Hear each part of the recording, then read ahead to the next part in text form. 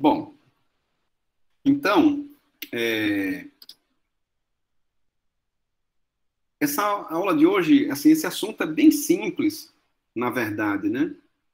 Estruturas condicionais, é bem simples. E acompanhando aí pelos slides, vocês veem que pelos slides, ele está, assim, dentro do capítulo 4, né, de estruturas de controle, que acabou ficando quebrado, né, em dois assuntos.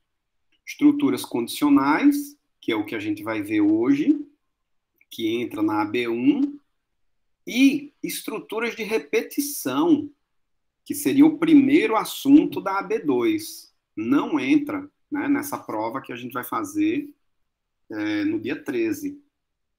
Ok? Não entra. Essa prova do dia 13 aqui não entra estruturas de repetição. Faz parte do capítulo 4, né? Então ficou quebrado aí, né? Esse capítulo 4 pelos slides. Capítulo 4 tem como título Estruturas de Controle, tá? Então vamos lá, vamos acompanhar aqui pelos slides. Eu coloquei assim, estruturas de controle que veremos a seguir utilizam o conceito de bloco, ou seja, tem um início e um fim definidos, né? Então vamos entender, eu tenho falado a respeito de blocos, né, em outras aulas. Blocos nada mais é do que um conjunto de comandos, ok? Nos nossos algoritmos, a gente usa um delimitador, né? Início e fim, para marcar o início do programa e o fim do programa, ok? Sendo que nesse assunto que a gente vai ver agora, de estruturas de controle, ou seja, estruturas condicionais, estruturas de repetição, a gente também vai utilizar blocos, ou seja, conjunto de comandos, ok? E aí vai ter que ter alguma coisa para marcar o início desse bloco e o fim do bloco, né? Ok? A gente vai ver isso aí daqui a pouquinho. Bom, até agora a gente viu, né, vimos os conceitos de variáveis e constantes, que são os tipos primitivos, né? Foi a primeira aula que a gente viu do capítulo 3.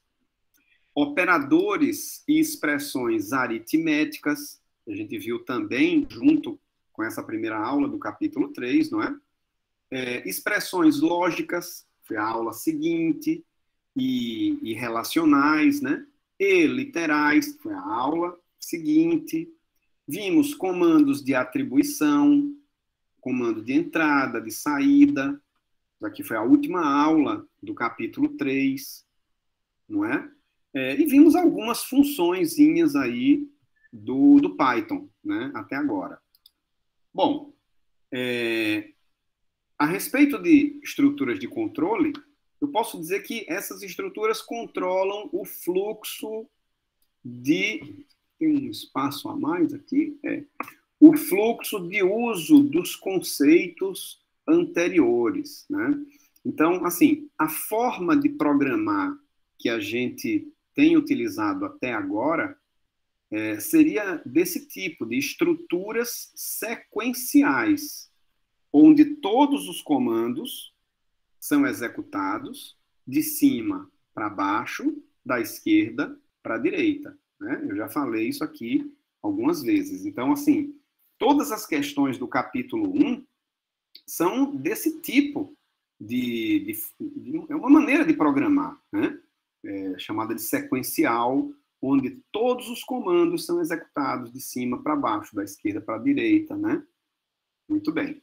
Então, o que a gente vai ver agora são essas estruturas de controle de fluxo ou estruturas de seleção condicionais, e já nesse slide a gente vê os 3 tipos de estruturas de seleção condicional: a simples, a composta e a encadeada. Então, na aula de hoje, a gente vai conhecer essas estruturas de seleção, né, condicional, simples, composta, encadeada, e vai aprender como é que eu escrevo isso daí na forma de algoritmo e como eu implemento isso na linguagem Python, ok? Então, assim, é bem tranquilo. A aula de hoje é bem tranquilo, isso aqui é bem fácil, tá? Agora, precisa realmente que vocês pratiquem um pouco, né? Para ficar mais familiarizados aí com esses conceitos, ok? Mas, assim, basicamente a gente vai conhecer, né? Estrutura de seleção simples, composta e encadeada. Tranquilo, não tem dificuldade, tá? E ainda dentro do capítulo 4, de estruturas de controle, nós temos também as estruturas de repetição, mas como eu falei para vocês, isso daqui a gente só vai ver depois, né? A gente vai ver aqui, ó, quando? A gente vai ver, na verdade, depois, na próxima aula, depois da prova, né? Dia 15 de dezembro, ou seja, ainda esse ano, né? Antes do recesso, a gente ainda vai ver estruturas de repetição, né? Teremos ainda a nossa última aula lá no dia 22 de dezembro, né, gente? Olha lá, né? Quase Natal. A gente vai ter uma aula para tirar dúvidas da lista de exercícios número 3, né? E aí a gente tem o nosso recesso, voltando lá na nossa aula, só no dia 17 de janeiro, tá? Ano que vem, aí, ó, que beleza. Ok? Bom, então, voltando aqui, estrutura de repetição, a gente vai ver depois, né? Já adiantando aqui, as estruturas de repetição podem ser do tipo definidas ou indefinidas, né? As definidas é o for, que a gente vai aprender a utilizar, e as indefinidas é o while, o enquanto, né? Mas isso aqui fica para depois, tá? Não vamos confundir, não, com o que a gente vai ver hoje. Bom, estruturas sequenciais. Ainda a respeito de estruturas sequenciais, que é a forma como a gente sabe programar até agora, né? A execução do conjunto de ações primitivas em uma sequência linear de comandos, de cima para baixo e da esquerda para a direita. Falei de novo isso aí, né? Ou seja, na mesma ordem em que elas foram escritas. Quer dizer, aqui a gente não tem bifurcações, né? Não tem condições, não tem repetição de comandos, né? Nada disso nós temos, ok? Bom, então, estruturas de controle de fluxo são fundamentais para qualquer linguagem de programação. Então, percebam, qualquer linguagem de programação, todas as linguagens de programação, não só o Python, né, apresenta estruturas de controle de fluxo, tá? Então, isso aqui é um conceito global, geral, de computação, tá? Não é só do Python, tá? São estruturas que alteram o fluxo de execução do programa. Sem elas, só haveria uma maneira do programa ser executado, de cima para baixo, comando por comando, né? É a forma como a gente programa hoje. Lista de exercícios número 1. Todos os problemas são resolvidos utilizando esse tipo de programação, né? Ou seja, sequencial, de cima para baixo. Todos os comandos são executados, né? Então, não haveria condições, repetições ou saltos, né? Se não fossem as estruturas de controle de fluxo, certo? Bom, a linguagem Python possui diversos comandos de controle de fluxo, né? É possível resolver todos os problemas sem utilizar todas elas, mas deve-se notar que a elegância e a facilidade de entendimento de um programa dependem do uso correto das estruturas nos locais certos. Então, aqui, o que eu quero dizer é o seguinte, problemas que envolvem estruturas de controle de fluxo podem ser resolvidos de diversas formas, né? Existem diversos caminhos para você resolver aquele problema lá, né? E assim, a gente pode resolver o problema de diversas maneiras, sem utilizar todos os tipos de estruturas de controle de fluxo, né? Eu vou procurar utilizar aqui nos problemas que eu resolver eu for resolver, a forma mais inteligente de resolver o problema, né? Ou então, em alguns momentos, eu posso dar a preferência de uma maneira mais didática para resolver, mais fácil de entender, ok?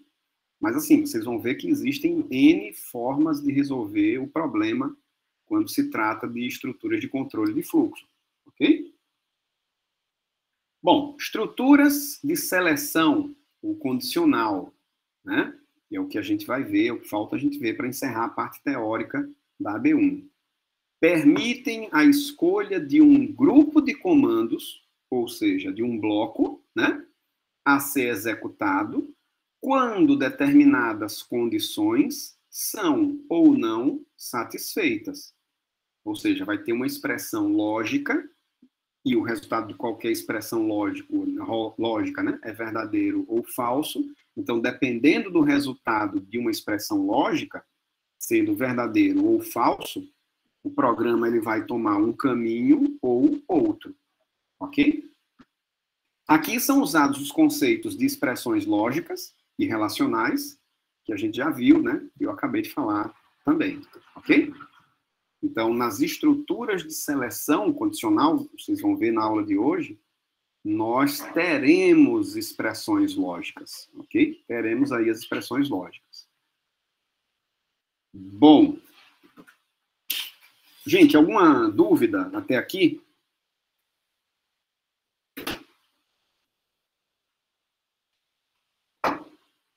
Tudo tranquilo? Tudo em paz? Podemos seguir? Tranquilo, né? Qualquer dúvida, podem me interromper, certo? Então, vamos lá. Eu falei para vocês aí, ó, que as estruturas de seleção, né? Cadê aqui, ó? Estruturas de controle de fluxo, né? São as estruturas de seleção condicional, né? Que podem ser simples, composta ou encadeada. E vamos exatamente começar agora com a estrutura de seleção simples, tá? Ela é usada quando precisamos testar uma certa condição antes de executar uma ação, ou um bloco de ações, ok? Então, na forma de algoritmo, isso se expressa da seguinte forma. Olha só, no algoritmo, uma estrutura de seleção simples, ela se apresenta da seguinte forma. Se, e aí vai vir uma condição, ou seja, uma expressão lógica, não é? Se essa condição ela for verdadeira, a gente vai executar o bloco de comandos.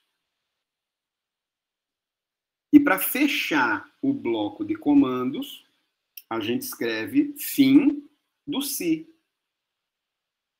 Notem que é muito comum nos algoritmos você utilizar uma tabulação, uma indentação, né? Esse espaço aqui, ó, antes de escrever os comandos do bloco de comandos, ok? É muito comum para delimitar esse bloco de comandos. Também é muito comum esse traço que eu coloquei aqui, ó, ligando o se ao fim se. Ele também ajuda a delimitar o bloco de comandos, certo? Então, nos algoritmos, utilizando pseudocódigos, as estruturas de seleção simples podem ser escritas dessa forma. Se a condição for verdadeira, executa o bloco de comandos. Se não, pula o bloco de comandos, né? E vai para o próximo comando depois do fim se. Ok? Então, na estrutura de seleção simples, eu tenho uma condição, uma expressão lógica e um bloco. Se a condição for verdadeira, executa o bloco. Se ela for falsa, manda depois. Ok? O próprio nome está dizendo. Na forma de programação, é muito semelhante, né? Ao invés de se, a gente vai escrever if, é o se em inglês, né? If, IF, tudo minúsculo, ó. IF, minúsculo. If, e aí vai vir a condição, ou a expressão lógica. E aí a gente vai ter que lembrar de colocar 2 pontos depois da expressão lógica. Esse 2 pontos, ele ajuda a identificar o início do bloco. Mas não só ele. Em Python, eu sou obrigado a colocar essa indentação, ou esse espaço aqui, ó, antes dos comandos do bloco. Ok? Percebam, não existe o fim-se no Python, né? O que marca o fim do bloco? É exatamente não ter mais essa indentação. Quer dizer, o próximo comando depois do bloco não faz mais parte da estrutura condicional, ele vem aqui, ó, na distância, vamos dizer assim, do if. Não tem mais a indentação. Ok? E como coloca essa ligação entre si com o fim no computador? Ah, boa pergunta, Matheus. Você está com relação aos algoritmos, né? Porque esse traço que eu desenhei aqui no slide, né? Isso aqui é no algoritmo. Isso daqui você pode fazer isso aqui. Bom, depende, você está escrevendo ali, aquilo ali no Word, né? Tem que ver lá no Word. Eu acho que no Equation, né? Na parte de equações lá do Word tem um tração assim parecido com esse, né? Mas assim, imagina que você está escrevendo esse algoritmo aqui num caderno, num papel, aí é muito fácil, né? Colocar esse tração aqui, ó. Eu coloquei aqui na marra, fui no desenhar, né? E coloquei lá o traço, né? Mas perceba que no Python não existe isso, né? O que existe para marcar o início do bloco é o 2 pontos. O que identifica o bloco é a indentação, é esse espaço aqui, né? E quando ele não tem mais, é porque acabou o bloco. Ok? Mais alguma pergunta, gente, com relação à estrutura de seleção simples?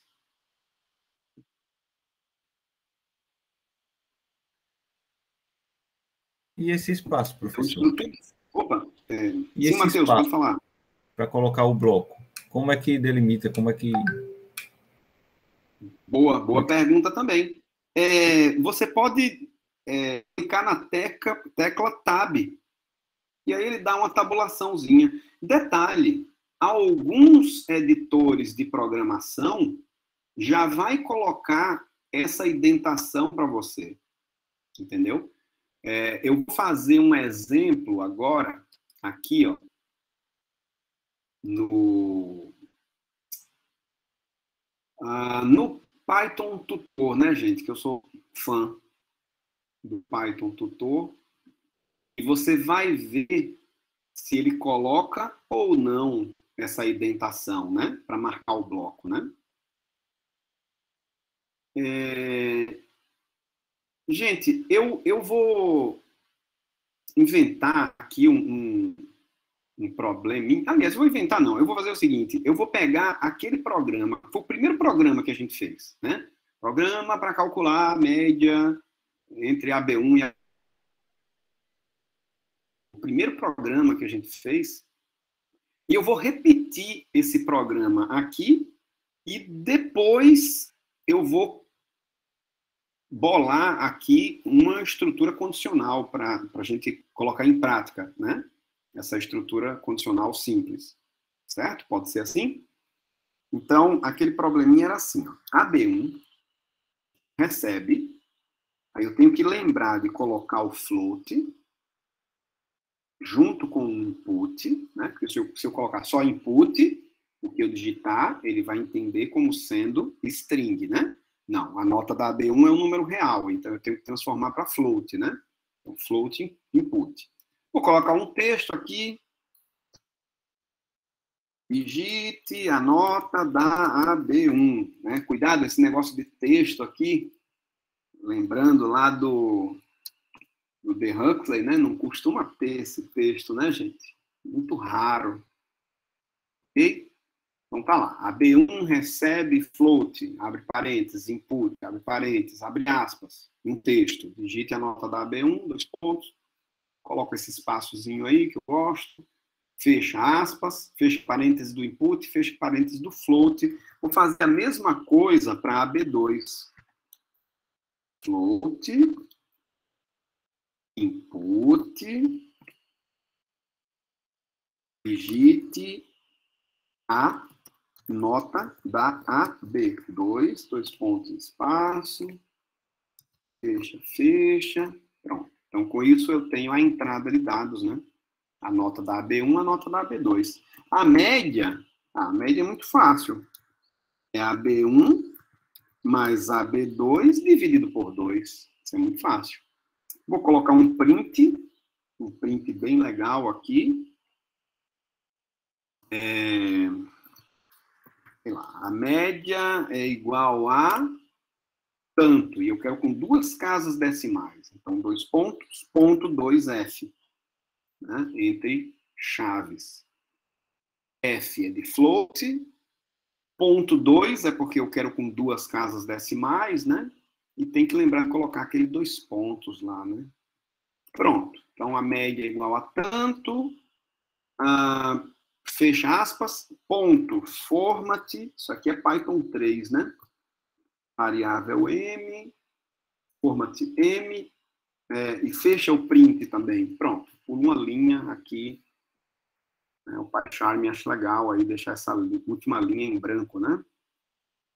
Vamos testar para ver se tá legal esse programa aqui? Vamos lá, ó. Digite a nota da AB1. O cara tirou 10 na AB1. Submit. Pronto, tá lá. Ó. Aqui seria a tela do computador, né? Digite a nota da AB1, 10. Ó, no Global Frame, tem lá a variável AB1, já como número real, 10, né? Digite a nota da AB2, colocar 9.5. Submit. Ó, a tela do computador seria isso aqui, ó. Digite a nota da AB2, 9,5, né? A AB2 tá lá armazenando 9,5, beleza. Também, todos dois como real, né? Bom, vamos calcular o M, né? Ó, a next line to execute seria a próxima linha a ser executada, a linha 3, né? Onde ele vai calcular a variável M, vai somar a B1 com a B2, vai dividir por 2. Pronto, fez exatamente isso, né? A variável M é 9,75, né? Ok, que é exatamente a média entre 9,5 e 10. E agora o print aqui, ó, na tela do computador vai sair o print lá, ó. Média é igual a 9,75, com 2 casas decimais, tudo bonitinho do jeito que eu queria, né? Então, esse daqui foi o primeiro programa que a gente fez, né, na vida. Tá aí ele repetido. Se alguém tiver alguma dúvida ainda com relação a esse programa, pode perguntar, ok? Bom, mas eu quero acrescentar agora uma estrutura condicional simples. Então, eu vou fazer assim, ó. If M for maior ou igual do que 7, tenho que lembrar de colocar os 2 pontos, vou dar um Enter, vou ver se ele já coloca, se o Python tutor já coloca aquela indentação para mim. Já colocou. Estão vendo lá? Viu aí, Matheus? Acho que foi o Matheus, né, que perguntou. Olha aí, ele já coloca essa indentação para mim, né? O Python tutor, né? Se eu estiver trabalhando com algum editor de programas que ele não coloque essa indentação para mim, aí eu vou ter que pôr Tab, né? Aperto lá na tecla Tab e ele vai. Ok? Bom, então, beleza, temos lá, ó, if uma condição, ou seja, uma expressão lógica, é uma expressão relacional, né? Que afirma que M é maior ou igual que 7. Isso pode ser verdadeiro ou falso, vai depender das notas do aluno, né? Tem lá o 2 pontos, tem lá a indentação, e agora eu vou fazer o seguinte, ó. Se o M for realmente maior ou igual que 7, eu quero que ele printe assim, ó. Aluno aprovado. Exclamação. Ó, que beleza, né, gente? Fecha aspas, fecha parênteses. É a utilização do print para mostrar só texto, não tem conteúdo de variável aqui, né? Eu vou dar um enter, ele vai voltar lá, ó, para a altura do print, né? Mas eu vou deletar essa indentação aqui, ó, e ele ficou na altura do if, só por um capricho mesmo, né?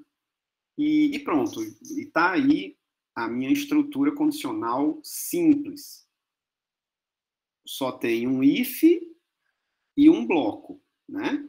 If, e aí vem uma expressão lógica, 2 pontos, indentação, o bloco, nesse caso, só tem um comando, né? Que é a linha 6, e ponto final, né? Então, executando de novo agora o nosso programa, eu posso colocar assim, ó. Se o aluno tirou 4 na AB1, né? Ó, tirou 4 na AB1, mas na AB2 ele tirou 10, a média dele é 7, e vamos ver o que vai acontecer aqui, ó, no output, né? Bom, primeiro ele imprimiu que a média é 7, e depois, ó, eu estou aqui na linha 5, né? If M maior ou igual que 7, realmente M é igual a 7, né? O que é que ele vai fazer? Ele foi para a linha 6 e ele vai print aluno aprovado. Olha lá, aluno aprovado, né?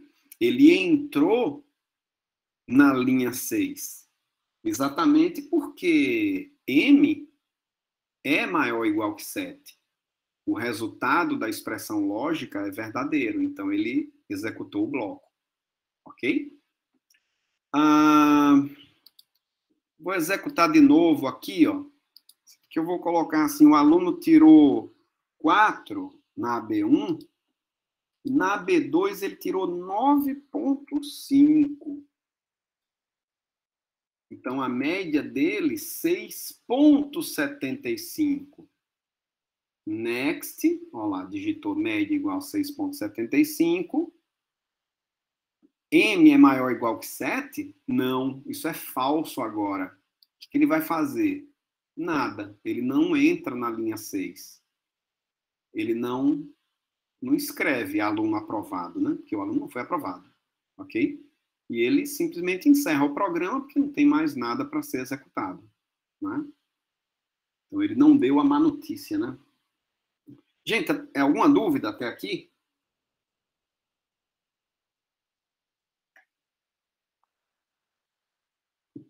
É fácil, né? É bem fácil, né? É só lembrar de colocar os 2 pontos lá, por exemplo, né?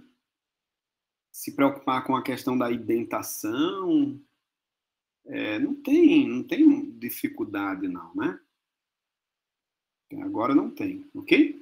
Então, temos aí um programinha com uma estrutura condicional simples. If e o bloco, ok? Então, beleza. Voltando aqui para o slide, né, ó, if, condição, 2 pontos, indentação e bloco. Acabou, ok? O que nós temos aqui? Bom, temos agora a estrutura de seleção composta. Né? Estrutura de seleção composta. Bom, como é que é essa daí? Essa daí é a que eu preciso para dar a má notícia para o aluno, né? Caso ele não seja aprovado, né? Ó, ela é usada em situações onde duas alternativas dependem da condição ser verdadeira ou falsa. Né? Vamos olhar no algoritmo, como é que fica. Ó, se a condição for verdadeira, eu executo o bloco A. Se não, eu executo o bloco B. E fim do se. Então, percebam, agora eu tenho dois blocos. Se a minha expressão lógica resultar verdadeira, eu executo o primeiro bloco. Se ela resultar falsa, eu executo o segundo bloco. E fim do se. Acabou a história. Ok? Como é que fica isso no Python? Né? Prestem atenção. Ó, if, condição, 2 pontos. E aí vem o primeiro bloco, o bloco A. Percebam a indentação, né? Dos comandos relativos ao bloco A. E aí, no lugar do senão, eu utilizo a palavra-chave else, que é o senão em inglês, né, gente? Se é if, né? Senão, else. Notem que o else, gente, não tem indentação, né? É exatamente esse else não ter a indentação que delimita o bloco A, né? Mas o else tem os 2 pontos também depois, né? Dele. E aí vem o segundo bloco.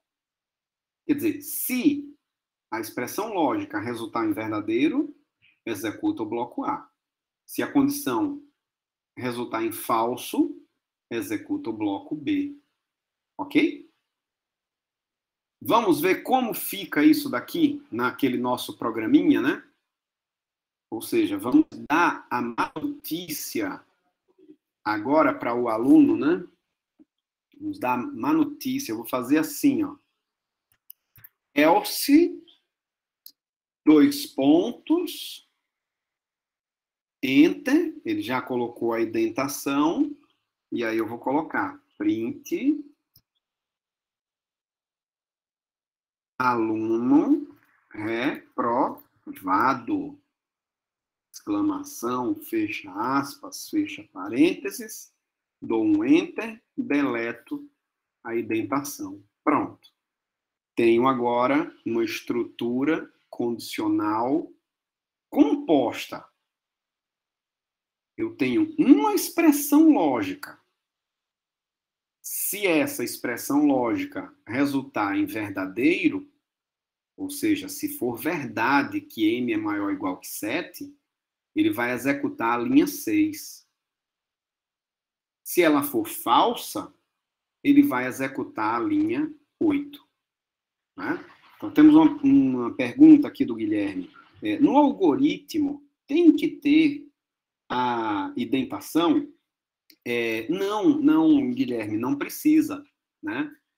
No algoritmo, você não é obrigado a colocar esse espaço. Né? Ele facilita a visualização do seu programa, principalmente se você tiver blocos bem grandes, né? Eu já vi blocos, já fiz blocos aí que tinham várias páginas. Então a pessoa se perde, né? Você não sabe mais em que condição você está, que bloco você está, você não sabe mais onde você está, entendeu? Então essa indentação e esse tração aqui, ó, que eu coloquei, né? Ele ajuda a você a se localizar dentro de um algoritmo, entendeu? Então, mas não é obrigatório, né? Não é obrigatório. Inclusive, tem linguagem de programação que não te obriga a usar essa indentação, né? O MATLAB, pelo menos até as últimas versões que eu utilizei, ele não obrigava você a usar a indentação, por exemplo, né?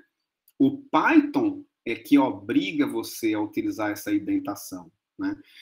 Talvez alguns de vocês tenham lido a respeito disso quando fizeram a pesquisa a respeito do Python. Em algum momento, alguém pode ter lido lá falando sobre indentação, né? Então, é isso aqui que a gente está vendo, certo? Gente, me digam, alguma pergunta aí? Algum comentário? Tá tranquilo. Tranquilo? Tranquilo, né, gente? É bem, bem facilzinho mesmo, principalmente esse exemplo, né, que eu estou mostrando, né? Estrutura condicional simples, eu tenho só o if. Estrutura condicional composta, eu tenho o if e o else, né? Os dois aqui na mesma altura, vamos dizer assim, né? Ou distância, enfim. Ok? Bom, só ficou faltando, olha que aulinha pequenininha essa, né? Só ficou faltando aqui a gente ver a estrutura de seleção encadeada. Tem a simples, a composta e agora a encadeada, né? Como que é essa encadeada aqui, né? Vamos dar uma olhada no algoritmo. Ela funciona da seguinte forma. Ó, se a condição 1 for verdadeira, eu vou executar o bloco A. Se não, se a condição 2 for verdadeira, eu executo o bloco B. Bom, se não, quer dizer, se as duas condições forem falsas, aí eu vou executar o bloco C. Ok? Então, percebam que agora, na estrutura de seleção encadeada, eu vou ter mais de uma condição, né? Se a primeira condição for verdadeira, eu executo o primeiro bloco. Se a segunda condição for verdadeira, eu executo o segundo bloco. Se a condição 3 for verdadeira, eu executo o bloco 3. Se a condição 4 for verdadeira, eu executo o bloco 4. Ou se todas as condições forem falsas, aí eu vou executar o bloco N mais 1. Ok? É claro que quando ele encontra uma condição verdadeira, ele executa aquele bloco e sai da estrutura condicional. Ele nem olha mais para as outras condições, né? Porque para ele checar a condição 2, antes é preciso que a condição 1 seja falsa, né? Por causa desse senão aqui. Ok? Como é que fica isso no Python? Bom, no Python vai ficar assim, ó. If a condição 1, primeira condição, se ela for verdadeira, eu executo o bloco A. Esse senão se que a gente vê no algoritmo, em Python, eu vou utilizar a palavra-chave elif. O que é elif? Né? Elif é a junção do else com o if, né? Senão se é a junção do else com o if. Aí ficou elif. Ok? É assim que o Python faz. Elif, condição 2 for verdadeira, executa o bloco B. Bom, se as duas condições forem falsas, né, que é o else, executa o bloco C. Ok? Agora tem um detalhe aqui, viu, gente? Eu posso ter quantos elifs eu quiser, entendeu? Então, numa mesma estrutura de seleção encadeada, eu posso ter if, condição 1 for verdadeira, executa o bloco 1. Elif, condição 2 for verdadeira, executa o bloco 2. Elif, condição 3 for verdadeira, executa o bloco 3. E assim por diante, até elif, condição N for verdadeira, executa o bloco N. Else, quer dizer, todas as condições anteriores falharam, o que é que eu faço? Executo o bloco N mais 1. Ok? Ficou claro para vocês, né? Eu posso ter quantos elifs eu quiser aqui, dentro da mesma estrutura condicional. Né? Deixa eu dar um exemplo para vocês aqui, ó. Que agora eu vou ter que mudar. Vou ter que mudar isso aqui, né? Porque só aprovado e reprovado. Deixa eu fazer o seguinte, deixa eu apagar isso aqui. Vamos pensar numa coisa aqui. Vamos pensar numa, assim, a prova final, né? Vamos pensar naquele esquema. Eu vou até inserir um slide aqui, um novo slide para escrever nele. Vamos pensar assim, gente, olha. Vamos supor que o aluno já fez a reavaliação, né? Então, olha, se a média ela for maior ou igual que 7, né? Isso implica eu vou colocar só AP, viu? De aprovado, ok? Isso implica que o aluno está AP, né? Se o M for maior ou igual que 7, o aluno está AP, certo? Se a média ela é menor do que 7, porém, ela é maior ou igual que 5, maior ou igual que 5, isso aqui implica que o aluno está na final, né? Na prova final. Bom, e se o M ele é menor do que 5, bom, isso aqui implica que o aluno está RP, reprovado, pronto. Certo? Só para... mudei um pouquinho aqui para poder utilizar uma estrutura encadeada, né? Se a média for maior ou igual que 7, AP. Se a média é maior ou igual que 5 e menor do que 7, o aluno está na final. E se o M é menor do que 5, o aluno está RP, reprovado, né? Vamos tentar implementar isso aqui naquele programinha, né? E aí é como eu falei para vocês, tem que seguir essa ordem? Não, posso seguir a ordem que eu quiser, né? E por isso que eu digo que existe N formas de fazer isso aqui. Eu vou fazer, por exemplo, de baixo para cima, né? Eu vou checar primeiro se M é menor que 5, tá? Olha como eu vou fazer. Só para fazer diferente, ó. If M for menor do que 5, 2 pontos.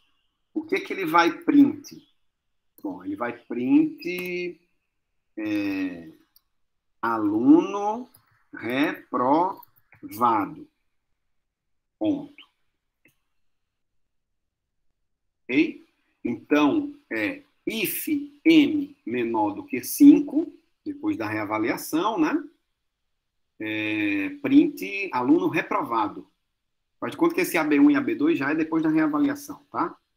If M menor que 5, print aluno reprovado. É isso aí, tá certo, né?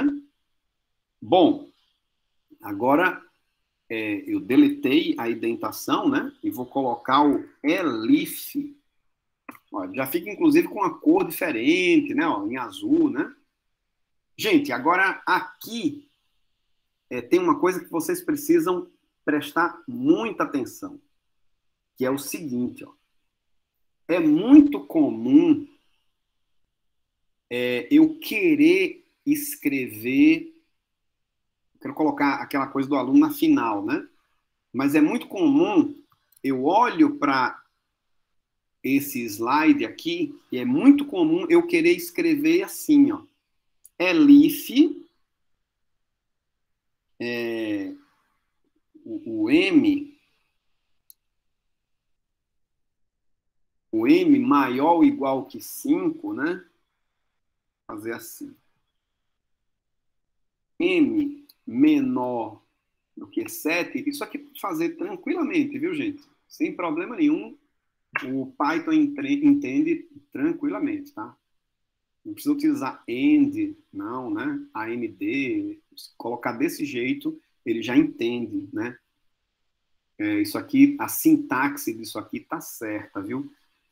Mas eu vou dizer para vocês que a lógica disso daqui tá errada, né? Alguém consegue entender por que que a lógica dessa condição da linha 7 ela está errada? Alguém consegue entender? Alguém consegue ver e gostaria de falar, sei lá.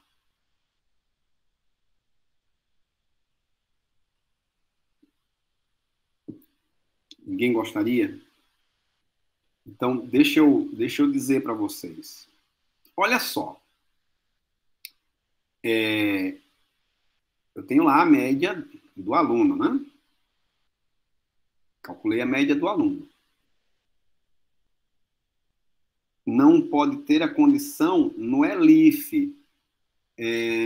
Não, na verdade não. O ELIF tem uma condição, né? Depois aqui. O else é que não tem condição nenhuma depois, né? O else, né? Mas o ELIF não. Ó, depois do O if. professor, Opa! é porque ele depende da condição. Olha, é por aí. É porque no Porque, if. tipo, se não há um, vai ser a condição 2. É isso aí, é por aí. Acho que eu estou entendendo que vocês entenderam certo. Deixa eu explicar aqui, ó. If, se o m for menor do que 5, o que ele vai fazer? Ele vai executar a linha 6, aluno reprovado, e vai sair da estrutura condicional. Não é isso? Que eu ainda não terminei, mas ele vai sair da estrutura condicional.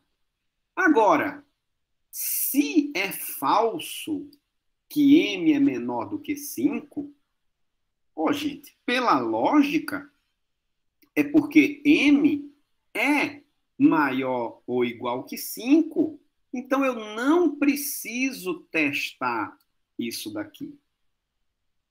Essa é uma condição, né? Essa é uma condição que ela sempre vai ser verdadeira caso o programa chegue na linha 7. Se o programa chegou na linha 7, nesse ELIF, é porque a condição da linha 5 é falsa. Se ela é falsa, pela lógica, é porque m, eu posso garantir que m é maior ou igual que 5. Se ele é maior ou igual que 5, eu posso deletar essa condição. Tá? Isso daqui é um erro de lógica. Lembra quando eu falei lá no começo do curso de um algoritmo ser eficiente, que não podia ter erro de lógica? Esse é um erro de lógica. Você colocou uma condição que ela sempre vai ser verdadeira caso o programa chegue até ali. Ok? Então não é para colocar a condição. É para deixar do jeito que está agora a linha 7. Né? Mais uma vez, ó. Se o m for menor ou igual que 5, se isso for verdadeiro, executo a linha 6. Se isso for falso, pela lógica, é porque o m é maior. Aliás, isso daqui tá... Não, tá certo. É porque o m é maior ou igual que 5. Eu não preciso checar de novo, né? Eu só preciso checar se ele é menor do que 7. Né? Se ele for menor do que 7, aí eu vou print aluno na... vou colocar assim, aluno na final. Pronto. Um pontinho. Ok? Pronto. Aí o bloco referente a essa condição da linha 7 seria esse, né? Aluno na final. Ok? Bom, e aqui, gente, a última condição, né, é simplesmente o else. Ó, assim, else, dois pontos, print, aluno, aprovado. Acabou. Acabou o programa. Né? Então, acompanhem a lógica, né? Ó, if m menor do que 5, se é verdade que m é menor do que 5, eu executo a linha 6. Se é falso, pela lógica, eu sei que m é maior ou igual que 5. Agora, se além de maior ou igual que 5, ele for menor do que 7, bom, aí, aluno na final. Agora, se for falso também que o m é menor do que 7, é porque o m é maior ou igual que 7, né? M é maior ou igual que 7. Se o m é maior ou igual que 7, gente, é porque o aluno está aprovado, acabou, não tem mais o que fazer, né? Não tem o que fazer. Deem uma olhada aí, veja se vocês concordam com o que eu fiz.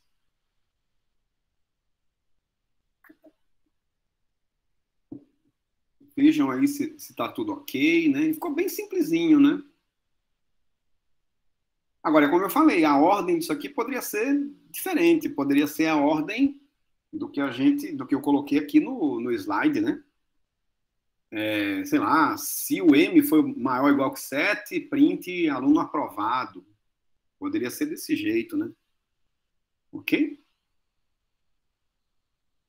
Bom, vamos rodar esse programa aqui para a gente ver todos os casos, né? Por exemplo, aquele aluno que tirou 4 e depois tirou 10. Né? Olha lá, a média dele é 7, média é 7, e o aluno. Epa, ele checou a condição da linha 5, né? M é menor que 5? Não. Tá bom. M é menor que 7? Não. Então, print aluno aprovado. Pronto, aluno aprovado. Então, o aluno com média 7, ele está aprovado. Vamos executar agora para um aluno reprovado. É o aluno que tirou 4 e depois tirou 9,5, né? Bom, a média dele, 6. Ah, não, esse aqui vai para a final, né, gente? Esse aqui não está reprovado, não. Esse aqui vai para a final. Média 6,75. M é menor do que 5? Não. Mas o M é menor que 7? É. Então, aluno na final. Aluno na final, ok? Beleza. E, por último, o aluno reprovado, né? É o aluno que tira 4, mas depois ele tirou, quer dizer, ele precisava de 6, ele tirou 5,5, na verdade, né? Ele precisava de 6 para ficar com média 5 e ir para a final, né? 5,5, ó. Submit. A média dele, ó, 4,75, né? Então aí não tem jeito. M menor que 5? Sim. Então, aluno reprovado. Pronto. Quer dizer, tá tudo ok agora aqui. Gente, alguma dúvida nesse programinha?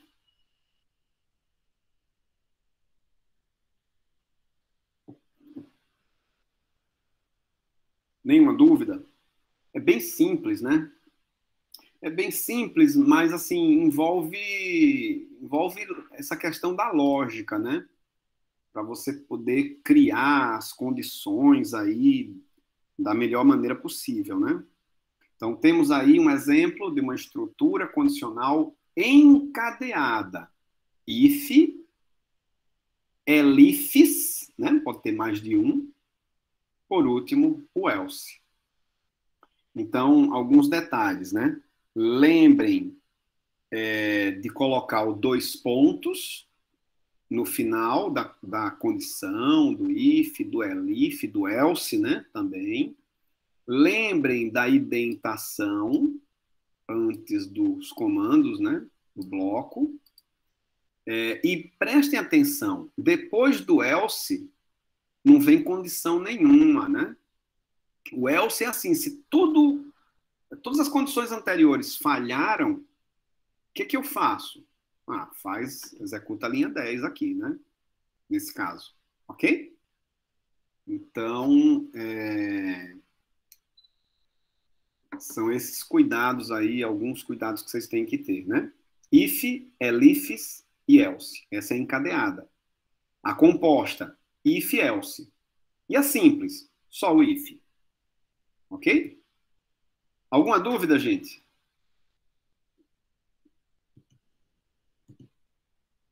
Não. Tranquilo? Bom, então, a parte teórica é essa aí, viu? Ó, inclusive, olha aí, ó, no slide tem esse programa que eu acabei de fazer, né? Ó, AB1, AB2, M, né? Não tem aqueles espaços antes e depois do recebe, né? Ó, eu coloquei uns espaços aqui, né? Espaçado e tal, é o Zen do Python, né? O print da linha 4, ele tá como Python 2 ainda, né? Sem o ponto format. Eu já fiz aqui com o ponto format. Poxa, eu poderia então, sei lá, atualizar isso aqui, né? Por que não?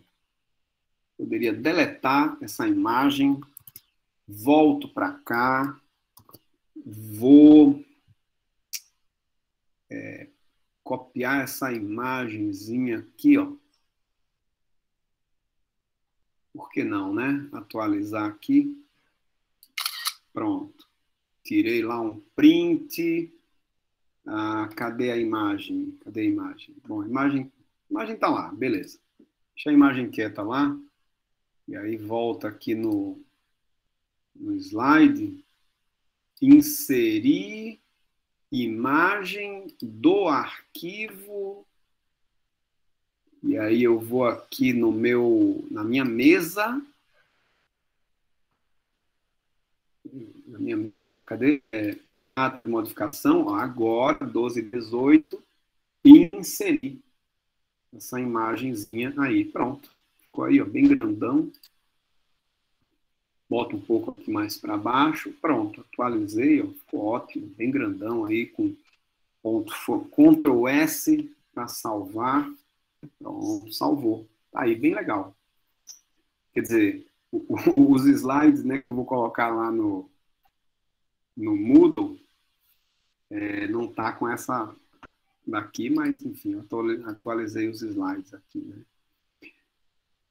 Aliás, eu acho que no Moodle eu nem liberei ainda também esse conteúdo de hoje. Deixa eu checar, eu acho que não, viu?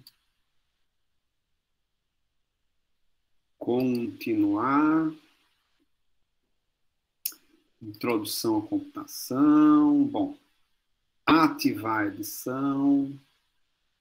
Vamos lá no finalzinho. Onde é que estamos?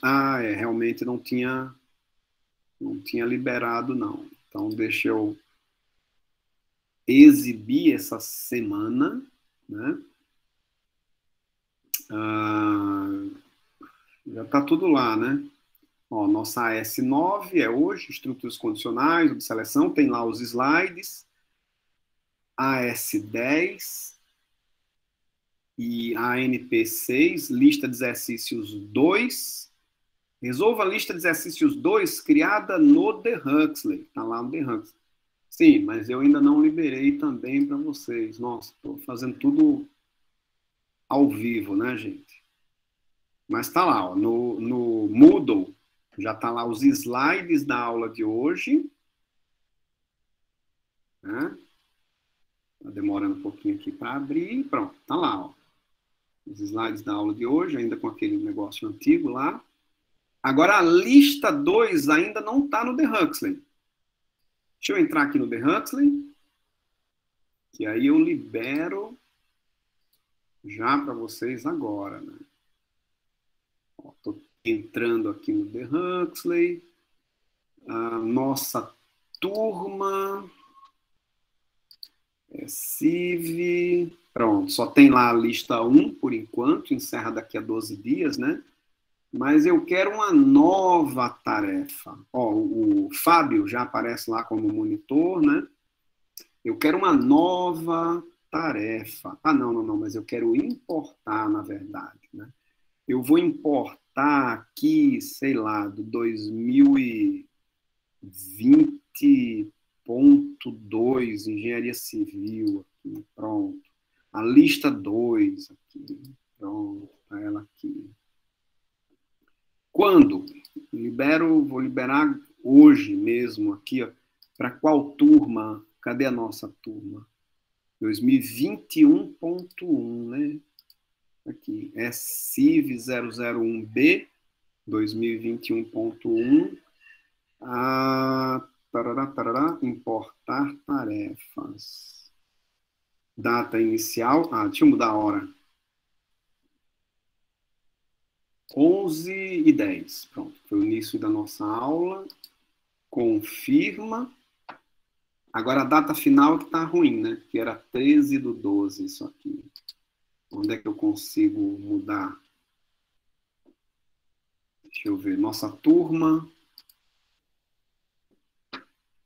Eu preciso mudar aqui a data limite. Lista 2. Lista de exercícios de estruturas condicionais em Python 3.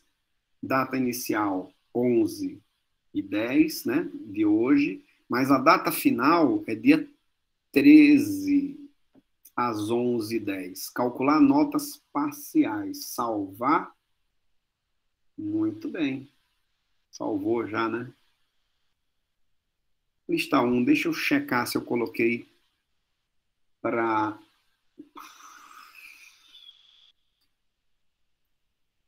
calcular notas parciais. Coloquei. Certo, gente? Então, pronto. Vocês acabaram de ganhar a lista 2. Que beleza, né? A internet está muito ruim onde eu estou. Posso cair a qualquer momento. Qualquer um de nós, Cleidson, estamos aí nas mãos da internet, né? Qualquer hora aí a gente cai ou fica instável, né? Tranquilo.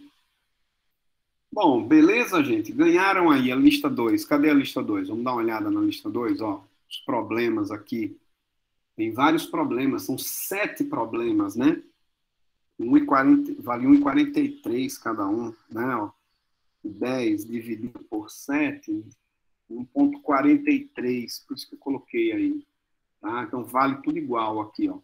Equação do segundo grau, calculadora rústica, consumo de combustível por tipo de carro, ponto dentro de 2 círculos, ponto dentro de um retângulo, salário mais bonificação e auxílio escola, um probleminha aqui para somar 2 números ou para tirar a raiz quadrada de um número. Pronto, tá lá. São 7 probleminhas, com mais 6, eu acho, da lista 1, né? 13 probleminhas. E a prova é no dia 13, né, gente? Sabe o que isso significa? Nada, né? Não significa nada.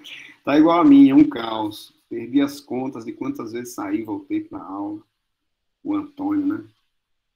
Deve ser a variável Ômicron. Tá atacando aqui a nossa internet, será? Bom, gente, então, querem fazer alguma pergunta, algum comentário?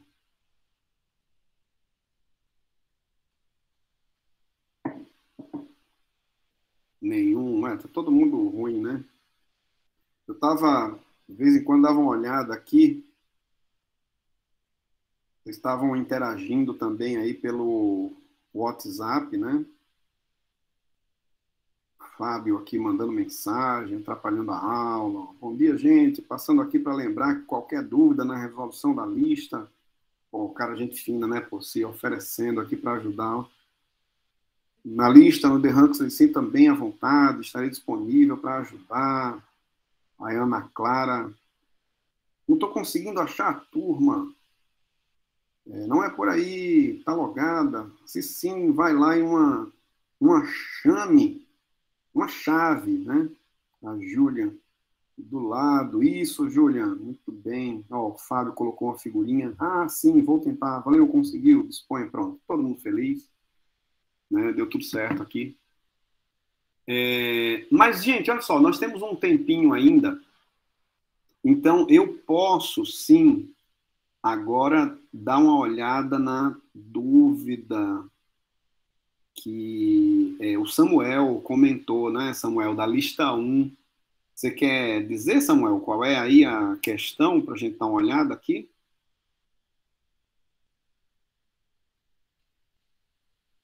Na lista 1.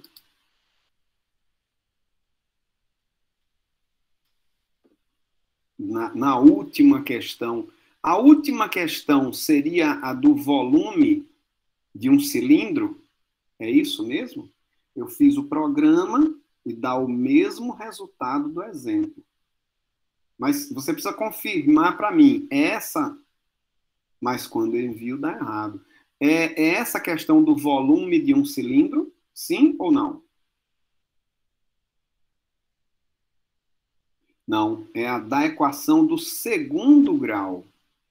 Raízes reais de uma equação do segundo grau, não é isso aí?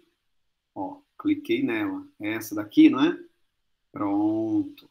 Vamos ver o que a gente consegue fazer nesse tempinho aqui, né? Ó, primeiro passo. Vamos ler a descrição, o enunciado da questão, né? Raízes reais de uma equação do segundo grau. Tá. A descrição. Escreva um programa computacional para calcular e mostrar as raízes de uma equação do segundo grau dada por ax2 mais bx mais c igual a 0. Os valores de a, b e c devem ser lidos.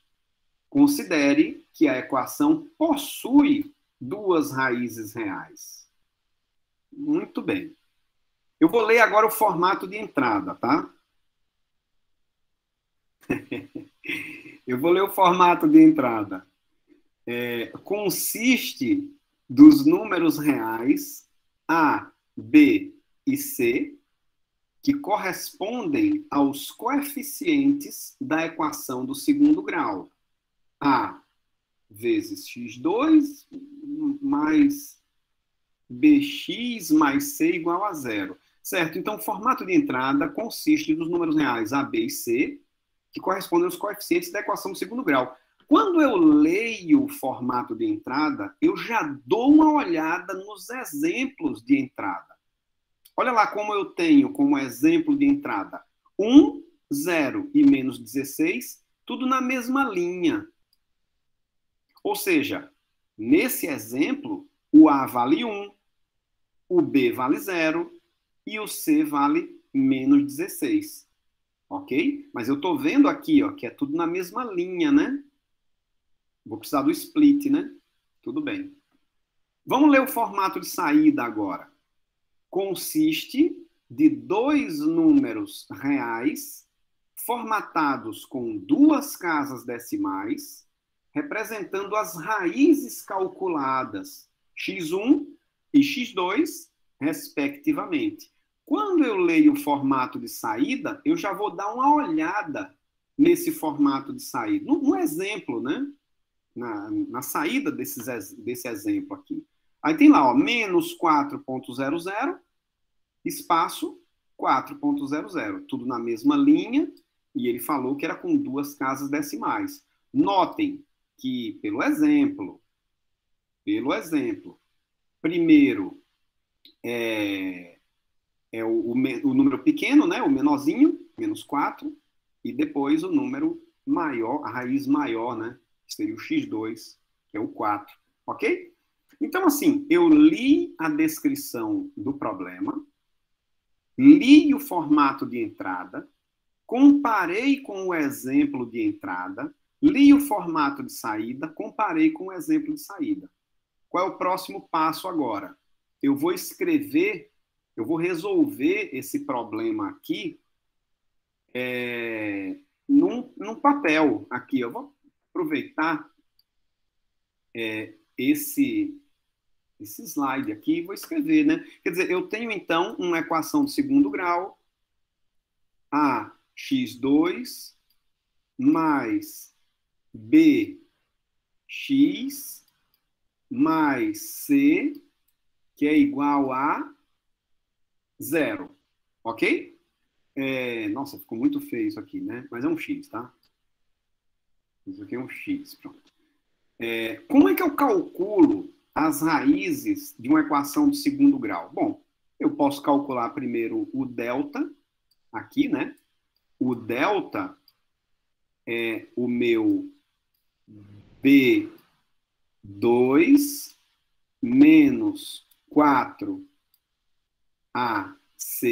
não é isso? Esse é o delta, B2 menos 4AC.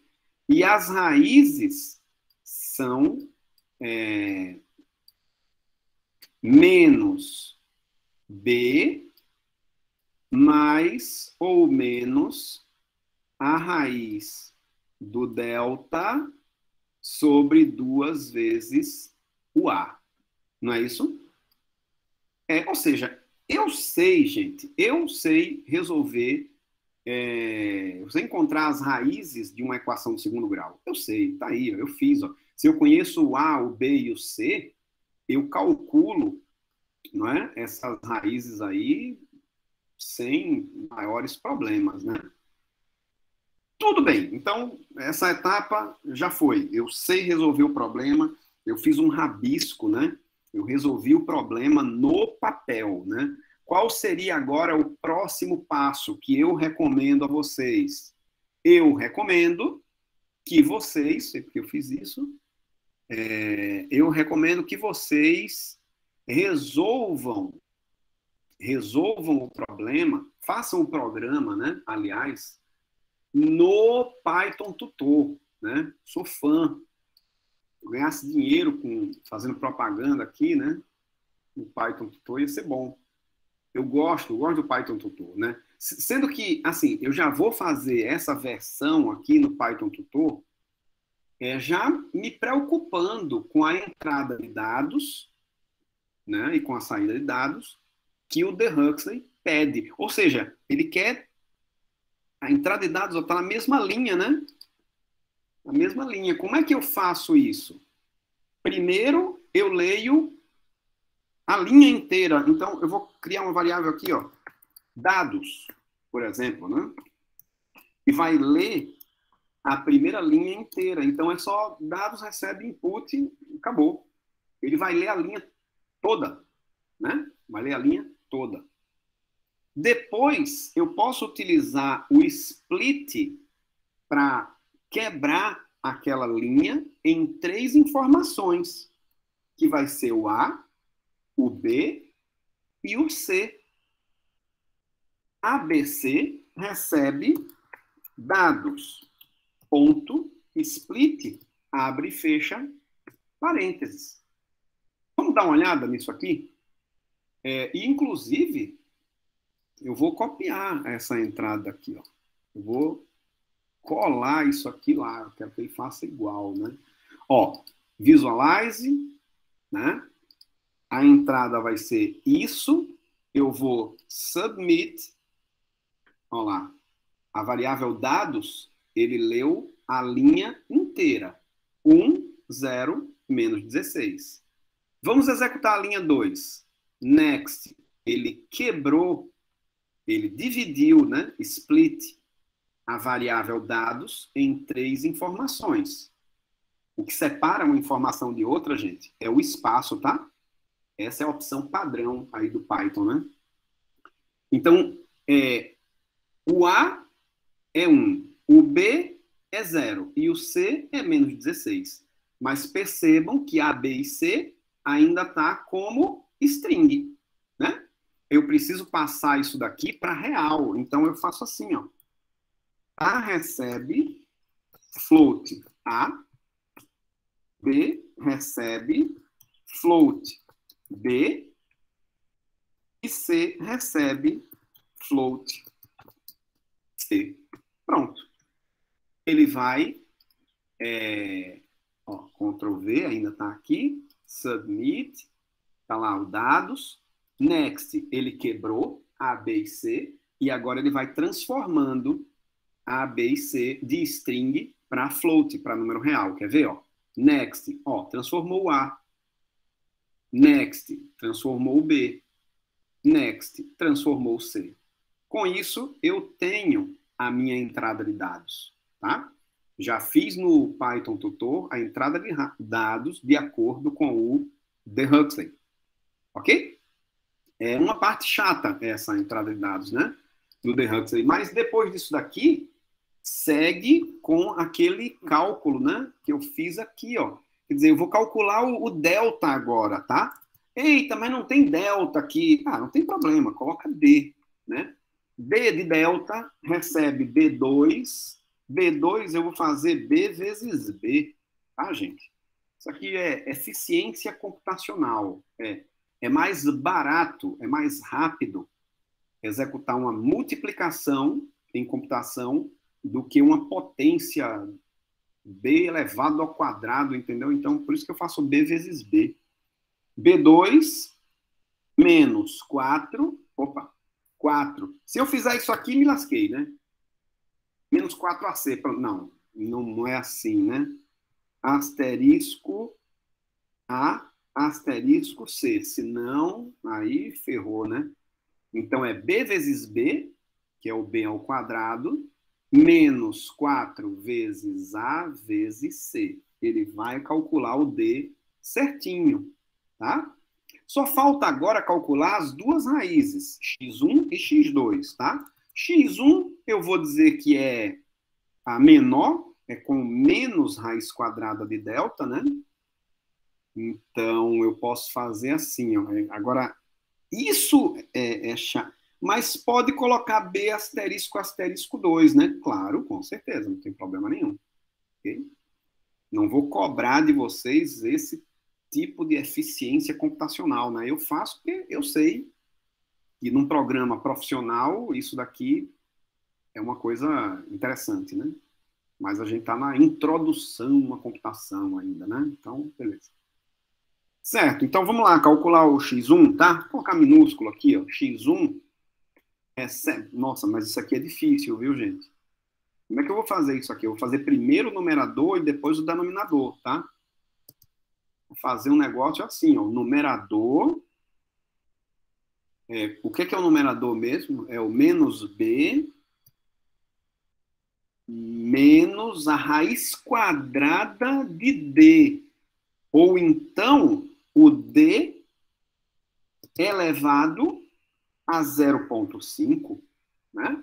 Pode ser assim, que é a raiz quadrada de d, né? Então, isso daqui é o numerador. Dividido pelo denominador. Agora, percebam, gente, quer ver um negócio muito fácil de errar aqui, ó? É eu fazer isso aqui, ó. É pior, se eu fizer isso aqui. Isso aqui é terrível, né? Ah, não, é porque eu esqueci o asterisco. Não, gente, ainda está errado. Ainda está errado. Olha, gente, é muito fácil errar isso aqui. É facílimo. É facílimo. Sendo que percebam, isso daqui, primeiro ele vai fazer os parênteses. Ele vai pegar o numerador, vai dividir por 2 e o resultado ele vai multiplicar por A. Ou seja, o A foi para o numerador. Ele não está no denominador. Para que o A fique no denominador, eu tenho que usar parênteses. Entenderam? Professor, um número elevado a uma fração pode, ou tem que colocá-lo na forma decimal. Pode isso, Arnaldo? Pode, gente. Pode. Tanto pode que quando eu fiz, né? Ali, ó. D asterisco asterisco 0,5 elevado a meio. É a raiz quadrada de B. Né? Então, Matheus, pode sim. Não tem problema. Tá? Se eu chegar aqui, ó, no terminal, cadê ele aqui? Também tá de greve? Não, tá aqui, pronto. Eu vou entrar aqui, ó, Python 3. Epa, Python 4 não, tá doido. Python 3. Pronto. Vou aumentar aqui a letra que está muito pequenininho, né? Ó, se eu fizer, por exemplo, 81 asterisco, asterisco, 0,5, ele me diz que é 9. Né? É a raiz quadrada de 81, 9. Ok? Então pode, não tem problema, né? Fica mais rápido aqui, mais diretão, né? Mas, assim, gente, todo mundo entendeu esse esquema aqui dos parênteses que tem que ter no 2A também, né? Outra coisa totalmente chique, né? Isso aqui é chique demais, né? É o cara fazer isso aqui, ó. Ah, nossa, mas aí é o cara querendo fazer graça, né? Que ele vai pegar o que está em parênteses, divide por 2, e o que está aqui ele vai dividir pelo A, né? E vai na ordem ali, né? Isso aqui é muito chique. Então, deixa eu fazer assim que fica mais didático, talvez, né? Numerador dividido pelo denominador. O denominador é o 2A, né? Bom, então aqui, ó, Ctrl C, Ctrl V, só muda aqui, ó, o mais, e aqui não é x1, é x2, né? Pronto. Eu acho que eu calculei certo. O x1 e o x2 acho que está calculado certo. Vamos tentar o print. Ele quer na mesma linha, né? Mas ele quer com 2 casas decimais. Ponto 2F. 2 pontos. Ponto 2F. Ponto format x1, x2. Será que está certo? Será que vai dar certo, hein? Vamos ver. Print. Entre colchete, chaves, entre chaves, 2 pontos, ponto 2F. Entre chaves, 2 pontos, ponto 2F. Ponto format. Nas primeiras chaves é o x1. Na segunda chave é o x2. Raiz menor, raiz maior. Ok? Gente, olha, eu acho que aqui tá certo, hein? Vamos fazer um teste, né? Nunca mais a gente testou aqui. O Ctrl V, Ctrl C não vai dar, né? Porque eu perdi aqui, copiei aqui. Onde é que eu tô aqui? Ctrl V, Submit. Pronto, tá aqui. Next, ele splitou, né? Em 3 pedacinhos aqui, transformando tudo em real. Calculou o delta é 64, né? Calculou o x1, opa, x1 é menos 4. Calcula o x2 aí para mim, é 4, opa, maravilha. E dá um print para aparecer aqui na tela. Pronto, menos 4.00, espaço 4.00. Perceberam que coincidiu com a saída aqui, né? Menos 4.00, 4.00. Tá bonito, né? Tá bonito. Vamos fazer o seguinte. Eu vou copiar isso aqui, ó. Eu acho que tá certo. Fiz assim e deu o mesmo resultado, mas dá errado no Dehuxley. Vamos, calma, Samuel, vamos chegar lá. Copiei, ó, Ctrl C. E agora, vamos lá. Onde é que envia esse negócio? Enviar resposta. Agora vai aparecer o que eu já tinha lá, né, gente? Eu vou apagar. Ninguém viu.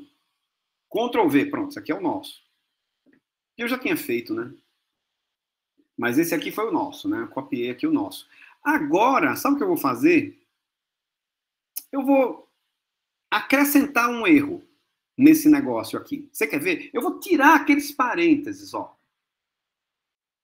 Para ver se vai dar um erro, né? Não sei se vai dar um erro, mas vamos testar isso aqui, tá? Eu acrescentei um erro, que eu quero mostrar a vocês técnica para tirar erro, né? Aqui no Dehuxley. Acrescentei um erro ali, ó. Vou mandar ele executar o código para ver se explode o computador. Não explodiu. Saiu o resultado aqui, ó. Igual, né? Aquele exemplo lá. Será que vai dar certo, gente? Não sei. Vamos enviar a resposta para ver se vai. Enviou. Epa! Aí é brincadeira. Ele disse que está errado, ó. O programa não produziu a saída esperada, ó. X vermelho, isso aqui é ruim, né, gente? Deu ruim. E aí vocês vão procurar o tal do progresso lá embaixo, né? Se não tivesse aparecido o progresso, envia a resposta de novo, até ele aparecer, tá? Vocês conseguem ver que tem 2 casos nesse problema. Eu cadastrei só duas entradas, né? A primeira está correta, a segunda está errada. Poxa, por que está errado, gente? Está errado. A entrada era 2, 3 e menos 5. A resposta esperada, menos 2,50, espaço 1,00. E a minha resposta não tem nada a ver, né? Menos 10,00, 4. Nada a ver. Aí vamos supor que eu, né, olhei aqui, tá faltando parênteses aqui, né? E aí eu acrescento esses parênteses aqui, não sei, né? Executar o código de novo, ele executou, enviar a resposta. Opa, olha, o meu agora deu certo aqui, ó. Olha o verdinho, né? Todo mundo feliz, ó. Palmeiras aqui, ó. Desculpem os flamenguistas. Eu nem gosto de futebol, viu, gente? Tô falando assim, mas uma coisa que me veio à cabeça aqui. Enfim. Então, beleza aqui, tudo verdinho, ó. Progresso, olha que maravilha, né? Ó. Ok, tudo bonito, né? Então, assim, o meu